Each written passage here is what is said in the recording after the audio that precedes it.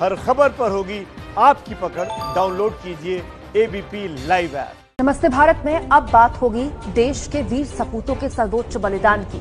चीन के हमले में शहीद हुए कर्नल संतोष बाबू को तेलंगाना के सूर्यपेट में अंतिम विदाई दी जा रही है। तस्वीरें सूर्यपेट की आपको हम दिखा रहे हैं। शहीद कर्नल संतोष बाबू की अंतिम विदाई की। कर्नल संतोष बाबू अपने माता पिता की इकलौती संतान थे और उनकी मां को जिसने भी सुना उसकी रूह कांप गई, लेकिन उसने गर्व भी महसूस किया क्योंकि उनकी मां ये कह रही थी कि मेरा बेटा देश की सेवा में शहीद हुआ है और वो प्राउड फील करती थी। साहस, धैर्य और अतुल्य बलिदान के प्रतीक कर्नल संतोष बाबू की अंतिम विदाई की तस्वीरें आपके सामने हम ला रहे हैं। लद्दाख में शहीद हुए थे संतोष बाबू। भारत और चीन सीमा पर जब चीनी सेना ने भारत में घुसपैठ करने की कोशिश की, तंबू गाड़ने की कोशिश की, कर्नल संतोष बाबू अपने जवानों के साथ मौके पर पहुंचे और उन टेंटों को उखाड़ने लगे। इसी बीच खूनी संघर्ष हुआ चीनी सेना और भारतीय सेना के बीच, जिसमें संतोष बाबू ने अपना सर्वोच्च बलिदान दिया। शहीद कर्नल संतोष बाबू को पूरे राजकीय सम्मान के साथ अंतिम विदाई दी जा रही है। संतोष बाबू अपने पीछे एक बिटिया, एक बेटा छोड़ गए हैं। वो कहते हैं ना, शहीदों के मज़ारों पर लगेंगे हर बरस मेले, वतन पर मरने वालों को बाकी निशान होगा। चीन के हमले में शहीद हुए कर्नल संतोष बाबू के अदम्य साहस की कहानियां उनकी बटालियन में जानी जाती हैं। उनकी पूरी बटालियन में वो पिता तुल्य माने जाते थे। बेहद कर्मठ, होशियार, सीओ लेवल का वो अधिकारी जो सीओ लेवल की बातचीत में भी शामिल थे चीन के साथ। तो लद्दाख में चीन के धोखे का शिकार हुए थे कर्नल संतोष बाबू और पूरे राजकीय सम्मान के साथ उन्हें अंतिम विदाई दी जा रही है। हर किसी की आंखें नम है, लेकिन हर कोई आज गर्व महसूस कर रहा है इस बेटे के बलिदान पर। अपूर्णीय क्षति है संतोष बाबू के परिवार की।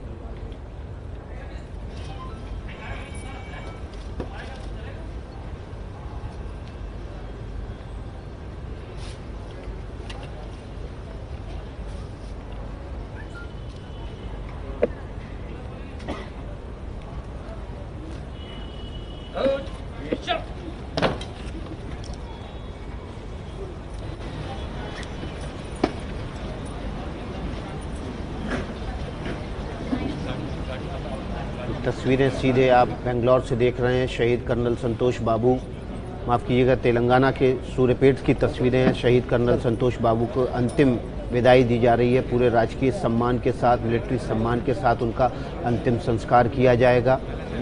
बिहार रेजिमेंट, 16वीं बिहार रेजिमेंट के से थे शहीद कर्नल संतोष बाबू। उनके पीछे उनकी पत्नी, 2 बच्चे हैं। अपूर्णीय क्षति उनके परिवार की हुई है और देश ने एक वीर सपूत खो दिया है। लेकिन प्रधानमंत्री नरेंद्र मोदी ने कल देश को ढांढस बंधाया है कि इन वीर जवानों का बलिदान खाली नहीं जाएगा। कोई भी संदेह या भ्रम में ना रहे। चीन को सीधे सीधे चुनौती दी है प्रधानमंत्री नरेंद्र मोदी ने। नमस्ते भारत में अब बात होगी देश के वीर सपूतों के सर्वोच्च बलिदान की। लद्दाख में चीन के धोखे से देश बहुत ज्यादा गुस्से में है। जैसे जैसे शहीदों के पार्थिव शरीर उनके पैतृक गांव, उनके पैतृक घर पहुंच रहे हैं, भावनाओं का मानो समंदर उमड़ने घुमड़ने लगा है। थोड़ी देर में तेलंगाना में कर्नल संतोष बाबू का अंतिम संस्कार भी होगा। चीन बॉर्डर पर तैनात जवान कर्नल संतोष बाबू को लोग पिता तुल्य मानते थे। उनकी बटालियन में उन्हें पिता तुल्य माना जाता था। देश आज उन जवानों को याद कर रहा है जिन्होंने राष्ट्र की रक्षा में अपना सर्वोच्च बलिदान दिया।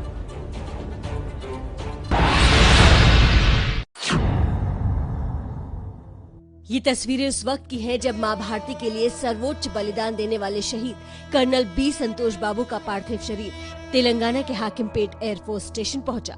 कर्नल संतोष बिहार रेजिमेंट की 16वीं बटालियन के कमांडिंग ऑफिसर थे, जो लद्दाख की गलवान घाटी में चीनी सेना का मुकाबला करते हुए शहीद हुए। शहीद संतोष बाबू तेलंगाना के सूर्यापेट के रहने वाले थे। संतोष बाबू अपने पीछे बुजुर्ग माता पिता, पत्नी और 2 छोटे बच्चों को छोड़ गए।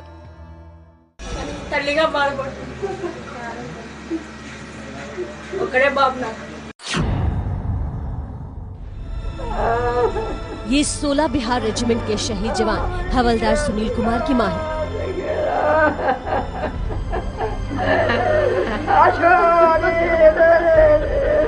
जब से बेटे की शहादत की खबर आई है, बूढ़े माता पिता का रो रो कर बुरा हाल है।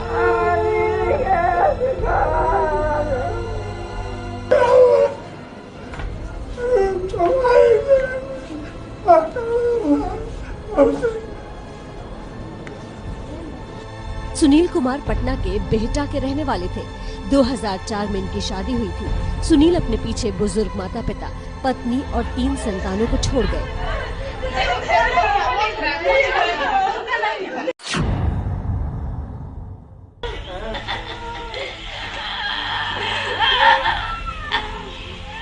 हाथ में बेटे की तस्वीर लेकर बिलखती ये वो मां है जिसके वीर सपूत ने देश के लिए अपनी जान कुर्बान कर दी। पश्चिम बंगाल के बीरभूमि जिले के मोहम्मद बाजार बेलगड़िया गांव के रहने वाले राजेश उरांव महज 25 साल के थे। राजेश साल 2015 में सेना में शामिल हुए थे और तब से ही वो लगातार जम्मू कश्मीर और लद्दाख में तैनात थे। परिवार में माता पिता के अलावा 2 छोटी बहनें हैं। আমরা চাই যে ভারত যাতে চীনকে এই যোগ্য জবাব দেখ। আমরা বদলা নিলে আমরা আমাদের ছেলে যে বীর সৈনিক তার আত্মা শান্তি পাক। छत्तीसगढ़ के कांकेड़ में शहीद गणेश राम कुंजाम के घर मातम पसरा है। गणेश 15 और 16 जून की दरमियानी रात लद्दाख के गलवान घाटी में चीनी सेना का मुकाबला करते हुए शहीद हुए।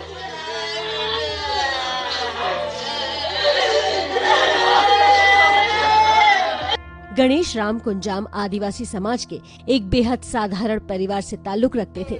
ये 2011 में सेना में भर्ती हुए थे। करीब 1 महीने पहले ही उनकी नियुक्ति भारत चीन सीमा पर हुई थी। तो गणेश के फैमिली में और कौन कौन रहते हैं? उसका पापा है, उनका मम्मी है और एक बहन का शादी हो गया और दूसरा बहन जो है पुणे में है। अपनी पत्नी के साथ सेल्फी में नजर आ रहे ये शहीद कुंदन कुमार ओझा की तस्वीर है और ये 15 दिन की वो बेटी जो अपने पिता की गोद में कभी नहीं खेल पाएगी।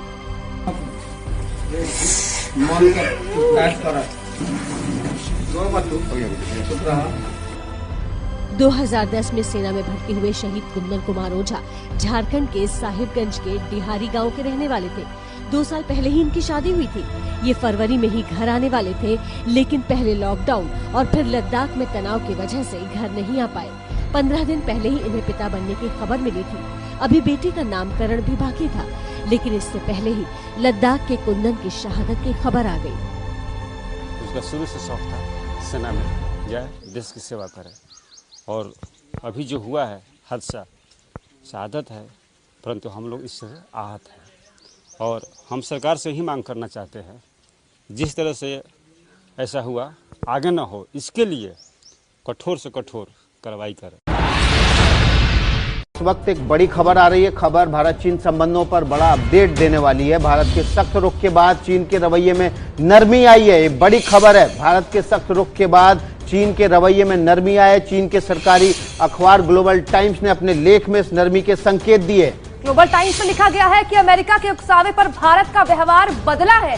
ग्लोबल टाइम्स में आगे लिखा गया है कि अच्छे संबंध भारत चीन संबंधों के सीमा पर शांति के लिए जरूरी हैं। प्रणय हमारे सहयोगी फोन लाइन पर जुड़ गए हैं ज्यादा जानकारी के लिए। प्रणय, इसमें ये क्या इशारा करने की कोशिश कर रहे हैं? खुद का किया धरा ये मान के चल रहे हैं कि धुल जाएगा, ऐसा कहने से कि भारत जो कर रहा है वो अमेरिका के इशारे पर कर रहा है? देखिए, बिल्कुल ये कोशिश चीन की लगातार चल रही है और इस घटनाक्रम के बाद जो कि 15 जून को हुआ गलवान घाटी में, उसके बाद भी चीन की कोशिश ये है ये दिखाने की कि दरअसल ये पूरी एक अमेरिकी रणनीति है जो कि चीन को घेरने की है और दक्षिण चीन सागर से लेकर पूर्वी चीन सागर तक हर जगह भारत के साथ चीन के रिश्ते खराब करने के पीछे भी अमेरिका है। वो अपनी तोहमत दूसरे के सिर डालना चाहता है और यहाँ तक कि भारत में जिस तरीके से एंटी चाइना सेंटिमेंट बढ़ने लगा, उसके बीच में ग्लोबल टाइम्स में ही एक दूसरा आर्टिकल इस बारे में भी छपा है कि यदि रिश्ते इसी तरह चलते रहे, यदि संबंधों में सुधार न हुआ तो इस साल दोनों देशों के बायलैटरल ट्रेड में यानी कारोबार के अंदर स्वाभाविक रूप से उसे अपने बटुए की चिंता सता रही है। तो कारोबार में उसको 20% गिरावट की चिंता इस समय लग रही है और ये चीन के लिए काफी भारी हो सकता है अगर बायलैटरल ट्रेड में इस तरीके की गिरावट होती है तो निश्चित रूप से कहीं न कहीं जो सरकारी मीडिया का रुख है वो ये बताता है कि चीन अब इस मामले को संभालना चाहता है और वो नहीं चाहता है कि इसके अंदर बहुत शुक्रिया आपका तमाम जानकारी के लिए। आगे भी अपडेट आपसे इस मामले में लेते रहेंगे। बड़ा मूव आप चीन का इसे कह सकते हैं। इन सब के बीच चीन के धोखे की वजह से 20 परिवारों को वो दर्द मिला है भारत में जिसे वो कभी भूल नहीं सकते। बिहार के रहने वाले कुंदन कुमार के घर मातम ही मातम है। हम बात कर रहे हैं सर्वोच्च बलिदान की। चीन ने धोखे और कायरता से हम पर हमला किया, लेकिन दुश्मन चाहे कितनी भी साजिशें कर ले, जवानों के मनोबल को नहीं झुका सकते। कोई नहीं झुका सकता। लद्दाख में यही जज्बा हमारे वीर सिपाहियों ने दिखाया। मरते मरते भी चीन के 43 जवानों को ढेर कर गए, मरते मरते भी मारते रहे। ऐसे ही कुछ और जवानों की कहानियां देखिए।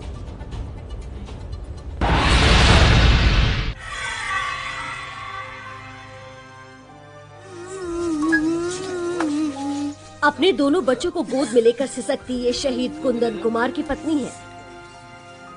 बिहार के सहरसा जिले के आरण गांव में जब से कुंदन की शहादत की खबर पहुंची है, हर कोई मातम में डूबा है। शहीद की पत्नी चीन से बदले की मांग कर रही है। उसका बदला चाहिए। जिस तरह से शहादत हुआ है, आप जो है अपने पति का बदला चाह रही हैं। 16 बिहार रेजिमेंट के जवान कुंदन कुमार साल 2012 में सेना में शामिल हुए थे। 7 साल पहले 2017 में इनकी शादी हुई थी। इनका एक बेटा 6 साल का और दूसरा 4 साल का है। अब पिता कह रहे हैं बेटे ने फर्ज निभाया, अब पोतों को भी भारत माँ की सेवा के लिए सेना में भेजेंगे। देश के लिए बेटा ने शहीद हुआ है और पोता को भेज रहे हैं। 2 ठो पोता है, उसको देश के लिए भेजेंगे। सिर्फ 1 साल पहले की बात है जब अमन के सिर पर सेहरा सजा था। लाल जोड़े में पत्नी घर आई थी। अब अमन कुमार सिंह इस दुनिया में नहीं है। 16 बिहार रेजिमेंट के इस जवान ने राष्ट्र रक्षा में अपने प्राण निछावर कर दिए। जब से ये खबर बिहार के समस्तीपुर के सुल्तानपुर गांव में पहुंची है, पूरा परिवार गहरे सदमे में है।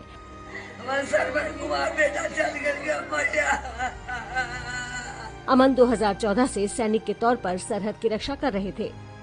आए थे तो बोले थे कि आएंगे मई में, पोस्टिंग ले हो रहा था।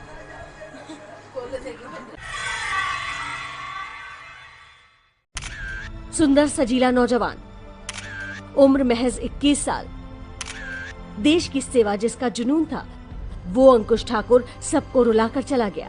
पंजाब रेजिमेंट के जवान अंकुश हिमाचल के हमीरपुर जिले के रहने वाले थे। 2018 में ही 12वीं की पढ़ाई पूरी करने के बाद ये देश सेवा के लिए सेना में भर्ती हो गए थे।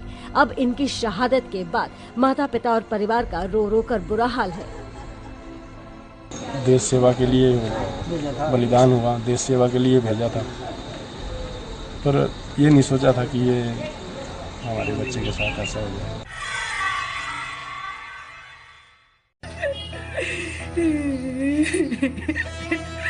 ये एक माँ की बेबसी के आंसू हैं, जिसे अपने बेटे की शहादत पर फक्र तो है, लेकिन ममता अश्रुधारा बनकर आंखों से छलकती जा रही है। पश्चिम बंगाल के अलीपुरद्वार के रहने वाले विपुल रॉय 15-17 जून की रात गलवान घाटी में चीनी सैनिकों का मुकाबला करते हुए शहीद हो गए। बेटे की शहादत की खबर पिता को फोन के जरिए मिली, जिसके बाद उन पर दुखों का पहाड़ टूट पड़ा। ये उम्मीदों के चिराग बुझ जाने का दर्द है। ये अपने लाडले को खो देने की पीड़ा है। लद्दाख में चीनी सैनिकों से मुठभेड़ में शहीद होने वाले दीपक सिंह की शहादत पर मध्य प्रदेश के रीवा में मातम है। 16 बिहार रेजिमेंट के जवान नायक दीपक सिंह की पिछले साल नवंबर में ही शादी हुई थी। इनके शहीद होने की खबर से रीवा में भारी गुस्सा है। लोगों ने चीनी सामानों का बहिष्कार शुरू कर दिया है।